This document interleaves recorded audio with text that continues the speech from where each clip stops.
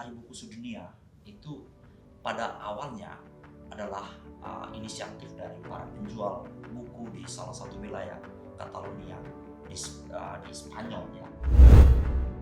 Mereka selalu merayakan dalam rangka untuk menghargai pelindung mereka. Salah satunya itu mereka selalu membagikan mawar kepada orang yang mereka cintai. Terus apa balasannya? Balasannya adalah memberikan buku. Bagi mereka cinta dan literasi adalah satu ekosistem yang harus ditumbuhkan dalam setiap individu.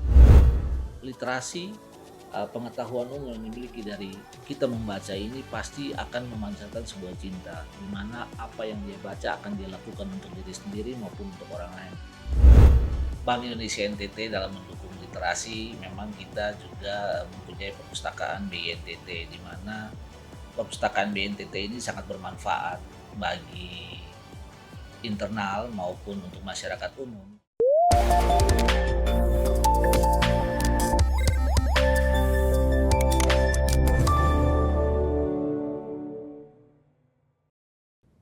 Halo Sobat Rupiah, kita jumpa lagi di episode kali ini dari Bingkai Bank Indonesia Omong Kebijakan dan Informasi. Nah, saat ini kalau Sobat Rupiah lihat, kita sedang berada di Perpustakaan Bank Indonesia Provinsi Nusa Tenggara Timur. Tentunya obrolan di episode kali ini tidak jauh-jauh seputar dari perpustakaan dan juga buku-buku yang bisa Sobat Rupiah lihat ada di belakang kita. Nah, di episode kali ini kita akan ngobrol banyak, ada dengan Pak Poli dari Forum Taman Baca dan juga ada Kak Hen dari tim Perpustakaan Bank Indonesia Provinsi Nusa Tenggara Timur. Tentunya kita berharap dari podcast ini kita juga bisa menghadirkan suatu cerita dan peluang dan harapan dari literasi kepada Sobat Rupiah yang sedang menyaksikan dimanapun, tentunya berkaitan dengan cerita, cita, dan cinta untuk Nusa Tenggara Timur. Nah, kalau tadi sudah kita spill sedikit apa yang akan kita bahas, tentunya nanti dari Pak Poli dan dari Kak Hen akan juga menjabarkan dari masing-masing tugas yang sudah dilaksanakan ya, baik itu dari Forum Taman Baca, dari Perpus BINTT juga yang berkaitan dengan literasi. Saat ini mungkin kita ke Pak Poli dulu ya dari Forum Taman Baca. Tentunya Sobat Rupiah yang menyaksikan episode kali ini pasti bertanya-tanya ya, kan ini podcast Bingkai episode kali ini menjadi salah satu rangkaian dari World Book Day atau Hari Buku Sedunia. Nah, tentunya sebelum kita tahu lebih jauh berkaitan dengan segala rangkaian kegiatan, kita juga perlu tahu sejarah dari Hari Buku Sedunia. Tentunya mungkin banyak Sobat Rupiah juga yang belum begitu mengetahui sejarah di balik Hari Buku Sedunia. Mungkin boleh dijelaskan dulu oleh Pak Poli ya kepada kita semua. Ya, baik, terima kasih Ibu Esther sebagai host dan juga sahabat Rupiah yang kami cintai di mana saja berada. Momentum kali ini saya merasa terhormat sekali kita berdiskusi tentang terkait dengan Hari Buku Sedunia atau World Book Day. Nah, tentunya pasti kita bertanya-tanya seperti apa sih sejarahnya. Sahabat Rupiah yang kami hormati, bahwa Hari Buku Sedunia itu pada awalnya adalah inisiatif dari para penjual buku di salah satu wilayah Catalonia di Spanyol ya, di Spanyol. Mereka menginisiasi untuk memberikan semacam apresiasi terhadap karya-karya peradaban literasi bagi para penulis terbesar dunia, sastrawan-sastrawan terkenal, misalnya Miguel ya, Miguel de Castel, terus ada William dan teman-teman yang lain yang dalam konteks literasi mereka punya peradaban dan kekayaan intelektual yang mereka torehkan untuk bumi pertiwi ya, untuk dunia. Oleh karena itu, maka pada tahun 1923 mereka rayakan itu abad 20. Di abad 20 mereka merayakan itu. Kebetulan wilayah Spanyol di wilayah Catalonia itu mereka punya tradisi unik, tradisi yang sangat istimewa. Mereka selalu merayakan dalam rangka untuk menghargai pelindung mereka. Salah satunya itu mereka selalu membagikan mawar kepada orang yang mereka cintai. Terus apa balasannya?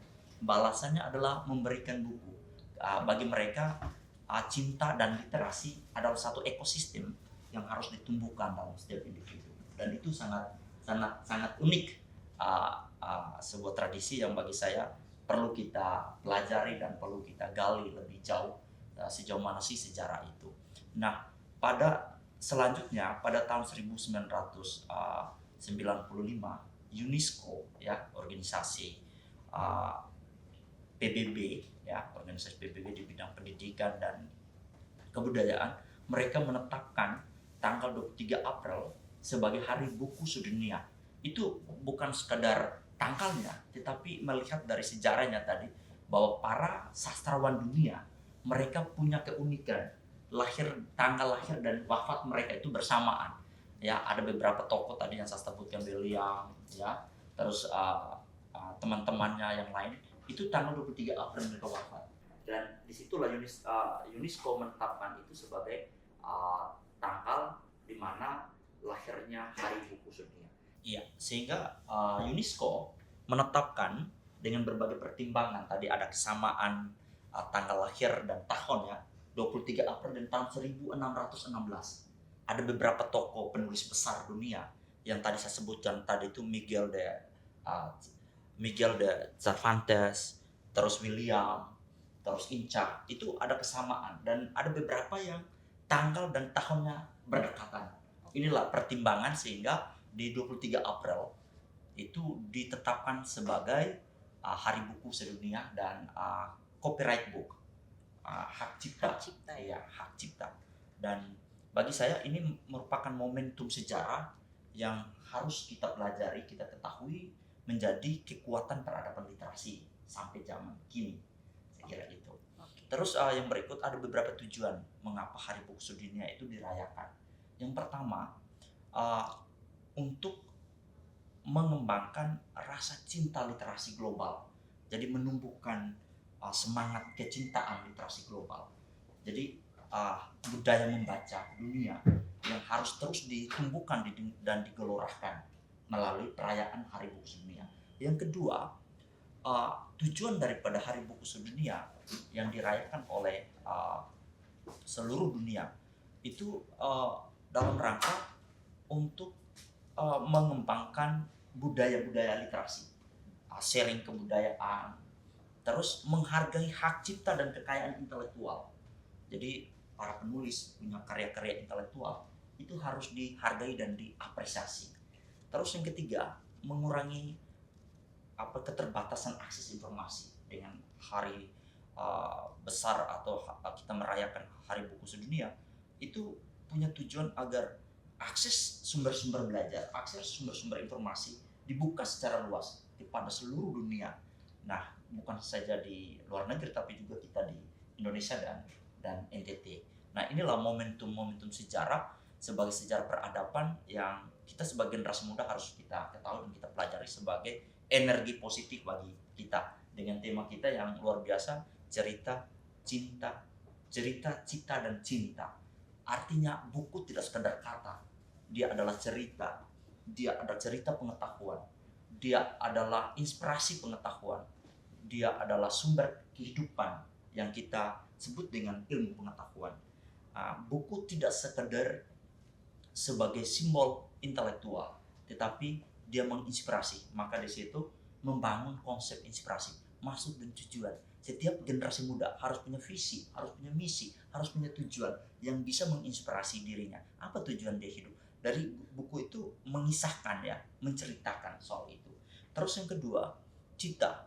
Buku itu menginspirasi, ya, memberi inspirasi bagi seseorang. Ada success story yang kita pelajari, yang kita ketahui dari pengetahuan yang kita baca melalui buku. Nah, itu banyak hal. Jadi yang terakhir adalah cinta, ya. Buku menumbuhkan cinta. Orang pembaca, sahabat rupiah, pembaca itu pasti dia mencintai. Dia paham mendalami soal cinta, kehidupannya terhadap dirinya sendiri dan terhadap lingkungan sekitarnya. Maka kenapa membaca itu adalah sebuah kekuatan energi yang sangat besar. Karena tadi ada cinta, ada cita, dan ada cerita. Jadi kita akan mengenal peradaban dunia. Kira itu. Oke Sobat Rupiah, kalau tadi Pak Poli sudah banyak menjelaskan berkaitan dengan sejarah Hari Buku Sedunia, perayaan di dunia seperti apa, kemudian di Indonesia, dan juga tidak terkecuali di NTT. Nah, ini kan sekarang kita sedang berada di Perpus BI NTT ya. Di sini Pak Poli ada Kahen, tim Perpus juga. Kalau tadi Pak Poli sudah jelaskan begitu semaraknya perayaan Hari Buku Sedunia. Tentunya di BI NTT juga ya Kahen ya. Iya, memang di BNTT ini di bulan Mei kita mempunyai beberapa program terkait World Book Day ini, Pak Poli, yang memang kita sudah merancang dan kita juga bersinergi dengan beberapa pihak luar untuk terkait kegiatan-kegiatan dalam rangka World Book Day ini. Oke, Begitu, Kak nantinya Esther. kita Ya, akan nantinya spill kita ya akan di spill nantinya pembahasan pada pada saat saat- Perpus, dan juga Sobat Rupiah jangan lupa untuk terus pantengin sosial media dari Perpus ya Perpus, Kahen. betul. Karena akan banyak sekali informasi yang berkaitan dengan rangkaian Hari Buku Sedunia. Nah, kita ke Pak Poli dulu. Iya. Berkaitan tadi sudah dijelaskan soal sejarah Hari Buku Sedunia, dan juga tadi sempat disinggung literasi di NTT, berkaitan juga dengan tema kita ada cerita, cinta dan cita untuk NTT. Nah, kalau dari Forum Taman Baca sendiri, penggiat literasi ini melihat kondisi literasi di NTT seperti apa Pak Poli? Bisa kita kaitkan juga dengan tema World Book Day ini berkaitan dengan Smart Living ya, Smart Living through Literasi. Oke, silakan Pak Poli. Ya, baik, terima kasih Bu Esther, host kita yang luar biasa ya. Menarik pertanyaannya, bagaimana kondisi literasi kita di Indonesia dan khususnya di Provinsi Nusa Tenggara Timur ya. Memang kalau kita melihat data survei, data statistik ya, indeks literasi nasional kita, memang target Perpusnas itu 71, sekian persen. Tetapi puji Tuhan standar nasional kita melebihi 73, itu indeks pembangunan literasi masyarakatnya. Nah, terus tingkat kegemarannya juga trennya naik untuk level nasional. Terus bagaimana posisi Indonesia, posisi Nusa Tenggara Timur ya. NTT kalau kita lihat hasil data statistik untuk indeks pembangunan literasi masyarakatnya, IPLN-nya, itu kita 62,62 ya, 62,62. Itu diukur dari salah satunya standar pelayanan perpustakaan atau taman bacanya, tenaga pustakawannya, koleksi bahan bacanya tersedia. Jadi kita cukup jauh ya, minta maaf, kita masih jauh, 62,62 dari target 71, sekian secara nasional. Terus tingkat gemaran kita NTT malah naik, kita 70,38 kurang lebih ya, 70,38%. Itu mengukur tentang berapa lama durasi dia membaca, berapa jam, berapa jumlah bahan bacanya yang dibaca. Walaupun secara tadi indeks pembangunan literasinya rendah, sarana prasarananya tidak tersedia, tetapi ada positif di sini bahwa tingkat kegemaran masyarakat NTT itu tinggi, kurang lebih 4-6 jam per minggu membaca, terus per hari jumlah bahan bacanya yang dibaca juga sama, 5-6 buku per triwulan. Nah, ini sesuatu yang walaupun keterbatasan dari aspek tadi, koleksi bahan bacaan, terus sarana prasarana dan sarana prasarana terkait dengan perpustakaan, kesediaan dan standar pelayanan, tetapi masyarakat kita sesungguhnya punya gemar membaca. Nah ini posisi kita NTT saat ini, dan puji Tuhan di tahun 2022 data statistik 2022 kemarin NTT pernah masuk 8 besar sebagai tingkat kegemaran tertinggi, masuk 10 besar, dan kita urutan ke-8.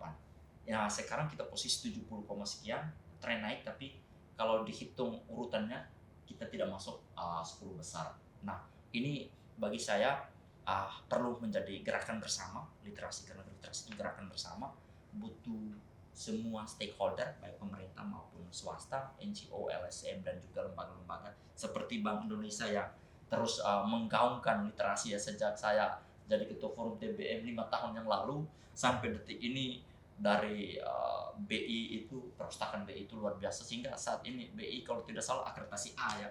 Ini luar biasa karena program-program inovatif dalam mendukung gerakan literasi, baik literasi baca tulis, literasi sains, literasi digital, literasi finansial, literasi budaya dan kewargaan. Begitu masif yang dilakukan oleh Bank Indonesia. Saya mengapresiasi dan kami berterima kasih. Ini luar biasa dukungan Bank Indonesia. Terus bagaimana semarak Hari Buku Sedunia yang dilaksanakan di NTT ya, di Indonesia. pemerintah maupun non pemerintah, komunitas literasi, lembaga-lembaga NGO di Hari Buku Sedunia itu dengan caranya masing-masing, dengan strateginya, dengan caranya untuk bagaimana meriahkan itu. Ada diskusi buku, ada bedah buku, sama seperti yang dilakukan oleh Bank Indonesia ya. Ada bedah buku, ada diskusi, ada seminar, ada talk show, macam-macam kegiatan.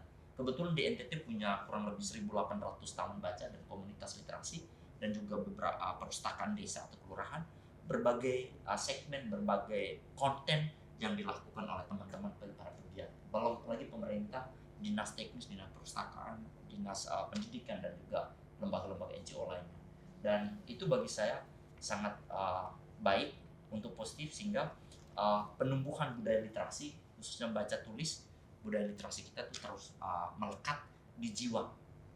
Paling utama itu generasi anak-anak dan remaja, karena saat ini dengan perkembangan teknologi ya, itu juga sangat mempengaruhi budaya literasi, khususnya membaca konvensional, yang membaca konvensional anak-anak PAUD, anak-anak usia 0 sampai 2 tahun, 2 sampai 4 tahun, 4 sampai 6 tahun itu ya tidak dipungkiri ini fenomena.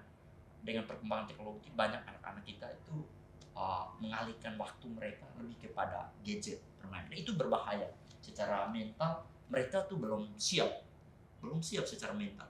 Tapi dunia menuntut mereka, dan orang tua bagi saya itu orang tua sebagai perpustakaan pertama harus memberikan perhatian serius terkait dengan bagaimana menumbuhkan rasa cinta membaca sejak dini bagi anak-anak berumur. Saya kira itu.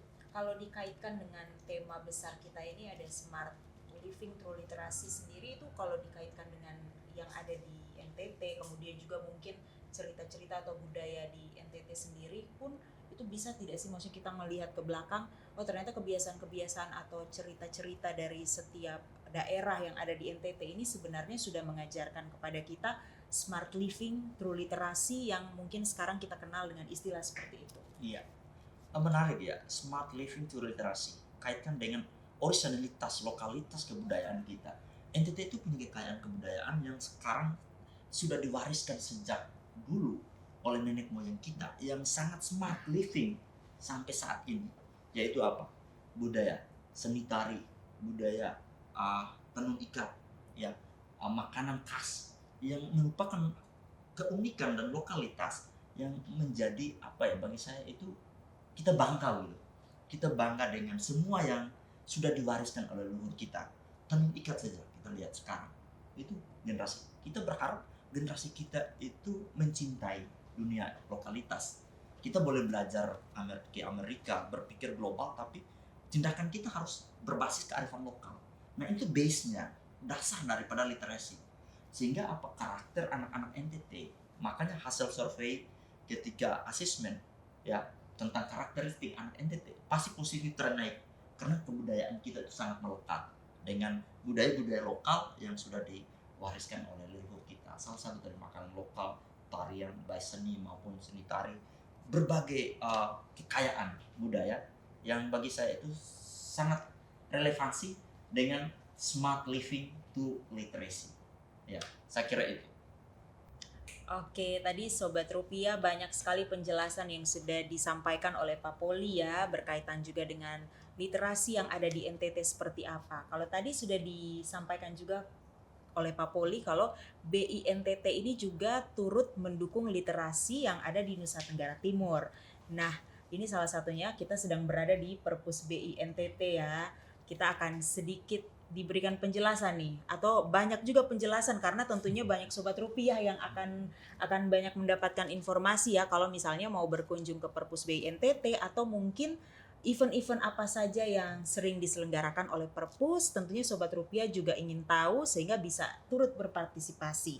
Nah, Kak Hen sebagai salah satu dari tim Perpus BINTT sendiri, kalau dari Kak Hen mungkin boleh menjelaskan kepada kita semua keberadaan dari Perpus BINTT ini seperti apa, kemudian juga dari layanan operasional yang bisa diakses oleh masyarakat dan juga Sobat Rupiah ini seperti apa, Kak Hen? Baik, makasih Kak Estel. Hai Sobat Rupiah, jadi Bank Indonesia NTT dalam mendukung literasi, memang kita juga mempunyai perpustakaan BINTT, di mana perpustakaan BNTT ini sangat bermanfaat bagi internal maupun untuk masyarakat umum, karena memang kalau dilihat perpustakaan BNTT ini bersifat khusus karena dilihat dari koleksinya memang lebih besar untuk menunjang terkait ekonomi, di mana mendukung juga kerja-kerjaan dari Bank Indonesia. Di situ baik terkait moneter, sistem pembayaran maupun stabilitas sistem keuangan. Nah, seperti yang kita ketahui juga bahwa perpustakaan BI ini bukan saja ada di NTT, di semua kantor perwakilan termasuk juga di pusat.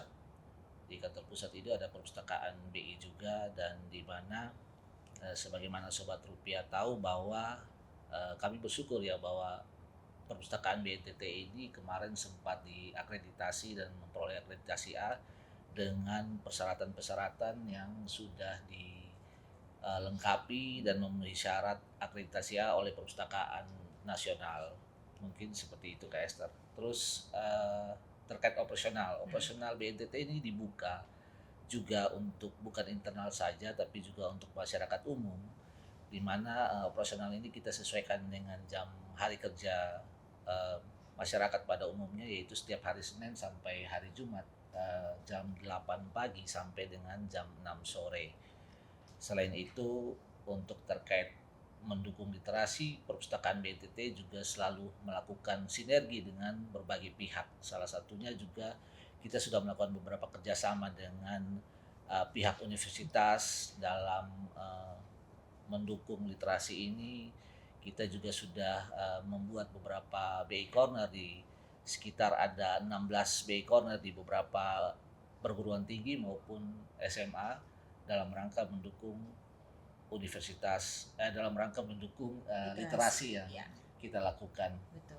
Dan selain itu dalam rangka publikasi untuk biar masyarakat juga pada tahu bahwa Perpus BNTT ini ada, dan dalam rangka mendukung literasi kita juga mempunyai media sosial yaitu Instagram @perpusbintt, dan selain itu kita juga ada TikTok ya Sobat Rupiah, @perpus.bi.ntt, di mana teman-teman bisa atau Sobat Rupiah bisa melihat berbagai aktivitas yang dilakukan oleh Perpus BNTT, jadwal, koleksi buku terbaru maupun segala sesuatu fasilitas yang tersedia di perpustakaan BNTT. Okay. Mungkin sedikit seperti Iya, itu guys. jadi ini tadi sudah disampaikan juga kalau untuk Sobat Rupiah yang belum pernah berkunjung ke Perpus, tadi sudah disampaikan Kak Hen ya, jam operasionalnya, kemudian harinya, dan juga bisa terus update dari sosial media Perpus. Jadi kalau misalnya ada pertanyaan, misalnya sebelum berkunjung, boleh langsung ke admin Perpus BNTT. Nah, Kak Hen, kalau tadi sudah dijelaskan ya bahwa ada sinergi yang dilakukan oleh Perpus BNTT, kemudian juga ada Perpus Corner juga di beberapa titik dan juga universitas. Nah, kalau dikaitkan dengan semangat Hari Buku Sedunia ini, kita tentunya Perpus BNTT juga kan turut menyemarakan. Mungkin Kak Hen juga boleh spill ke kita sebelum nanti kita juga pasti Sobat Rupiah akan mulai nih pantengin IG Perpus BNTT, tapi mungkin Kak Hen juga boleh jelaskan ke kita rangkaian kegiatannya apa saja sih dari April hingga Mei nanti. Baik, Sobat Rupiah, memang dalam rangka World Book Day dari April sampai bulan Mei ya Kak Esther ya, bahwa kita ada beberapa kegiatan, baik itu beberapa perlombaan dan khususnya bedah buku yang memang kita menyiapkan narasumber yang terbaik, terus juga dengan kegiatan-kegiatan yang bersinergi dengan instansi-instansi lain, di mana setiap kegiatan dari berbagai instansi itu biasanya kita selalu ada pojok perpustakaan Kak Esther. Mungkin seperti itu sih Kak Esther. Oke, kalau dari misalnya tadi sudah Kak Hen spill sedikit bahwa ada bedah buku nanti ya. Nah, selain dari bedah buku juga mungkin adakah dari Perpus mungkin turun ke masyarakat atau mungkin ada menghadiri di instansi mana seperti itu untuk mensosialisasikan kegiatan yang nanti puncak acaranya ada di bulan Mei. Betul. Terkait dengan kegiatan yang puncaknya di bulan Mei ini, memang setiap kegiatan kita ada beberapa unit kerja yang dimana setiap kegiatan yang memang bisa melibatkan teman-teman dari perpustakaan BNTT ini kita akan terlibat, baik itu nanti ada standnya, baik itu nanti akan melibatkan kegiatan-kegiatan yang dengan pihak lainnya yang mungkin basar atau kegiatan-kegiatan edukasi sosialisasi yang selama ada space dan waktu untuk teman-teman dari BNTT khususnya perpustakaan untuk menyampaikan semua program, semua rencana kegiatan kita khususnya di Workbook Day ini kita sampaikan kepada masyarakat umum dimanapun kegiatan-kegiatan kita itu berada biasanya. Oke, jadi ini Perpus BNTT sangat aktif ya. Jadi bukan hanya di kegiatan internal, tapi kita Ya. juga ada berpartisipasi dan bersinergi dengan eksternal. Nah, Kak Hen, kalau misalnya kita lihat sendiri sejak dibukanya Perpus BNTT ini, pengunjung di Perpus, kalau dilihat dari tim Perpus ini melihat banyak sekali tidak sih animo masyarakat untuk mengunjungi Perpus BNTT, meskipun mungkin kalau tadi dijelaskan oleh Kak Hen kan banyak buku-buku ekonomi, tapi kalau kita lihat sepertinya banyak juga anak-anak yang mungkin tidak kuliah dengan jurusan yang berkaitan ekonomi, mereka juga ikut datang nih ke Perpus. Kalau dari Kak Hen dan tim Perpus melihat hal ini seperti apa?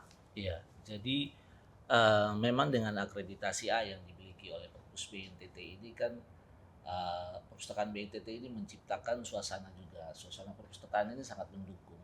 Ketertarikan orang untuk membaca harus didukung juga dengan tempat. Dan selain itu juga kita menyediakan beberapa fasilitas terkait Kids Corner, ini wifi yang gratis, terus juga dengan penataan-penataan di perpustakaan yang membuat orang juga tertarik untuk datang. Jadi ketertarikan akan buku itu BNTT mendukung juga dengan berbagai fasilitas yang kita siapkan, yang kita publikasikan lewat medsos sehingga mereka ada keinginan untuk datang ke perpustakaan BNTT begitu guys. Jadi kita juga memang mengupdate terus koleksi-koleksi kita selain koleksi ekonomi itu setiap tahunnya dan kita publikasikan sehingga teman-teman pihak pengunjung dari umum itu bisa datang membaca juga koleksi-koleksi yang bukan saja ekonomi tapi koleksi dari berbagai pengetahuan yang mereka butuhkan seperti itu. Selain itu kan memang kita juga mempunyai fasilitas IB Library yang bisa diakses melalui Play Store maupun App Store yang lewat HP sebenarnya teman-teman juga bisa mengakses itu terkait koleksi-koleksi BI seluruh Indonesia, Seluruh Indonesia ya? yang baik ada di pusat atau perwakilan lain